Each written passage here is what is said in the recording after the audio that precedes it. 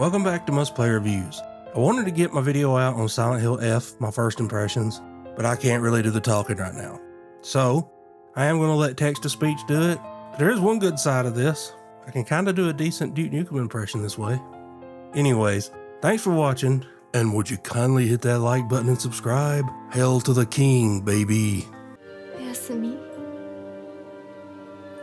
Sakuko. So diving into my first 2 hours with Silent Hill F, my immediate gut reaction is that the franchise is finally back on the right track. In fact, my first big takeaway is how favorably it compares to last year's Silent Hill 2 remake. I know it's early, but I'm already feeling like this is the stronger game of the two. Let's get into why, beginning with the visuals and performance. On the PlayStation 5, I've tested both the performance and quality modes, and I strongly lean towards quality mode. This is a very cinematic game, and the graphical difference between the two modes is significant. In quality mode, the image is very clean and sharp, though you do get some noise from upscaling and TAA. I'd also recommend sticking with the default brightness settings, as they look great out of the box. In contrast, performance mode runs well at 60 frames per second, but the image is much softer, with more noticeable pixelation and less defined environments.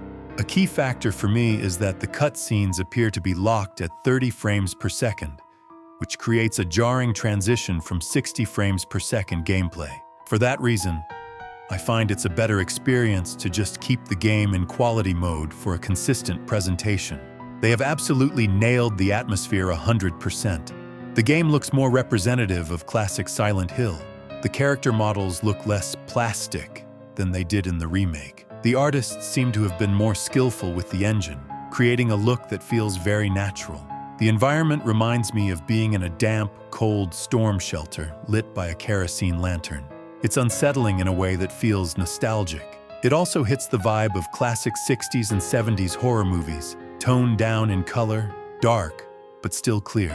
The setting is 1960s Japan, which is a big change, and I really hope the story eventually explains its connection to the Silent Hill name. The settings options are a little strange. The action setting determines combat difficulty, with your choices being story or hard, with no normal mode. For puzzles, there are 3 levels: story, hard, and Lost the Fog. Even on the hard action setting, the combat feels pretty good so far. The perfect dodge mechanic is fairly easy to execute, but if you do screw up, you can die very quickly. The creature designs are fantastic and genuinely freaky. I've listened to both the Japanese and English voice acting, and both seem to be high quality. The protagonist's running animations are also really nice.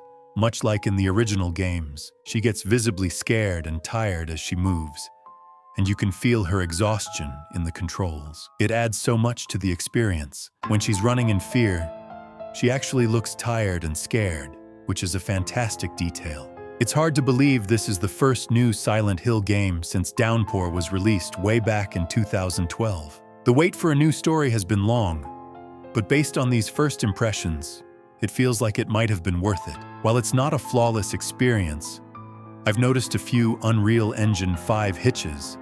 The core of the game is incredibly strong. The stunningly creepy atmosphere is top tier. The new setting is a stroke of genius. And most importantly, they finally figured out the combat. It's engaging in a way the series has never managed before. My initial verdict is incredibly positive. I can't wait to see this story through and come back with my full and final review. Make sure you're subscribed so you don't miss that. Thanks for hanging out with me today, and I'll talk to y'all in the next one.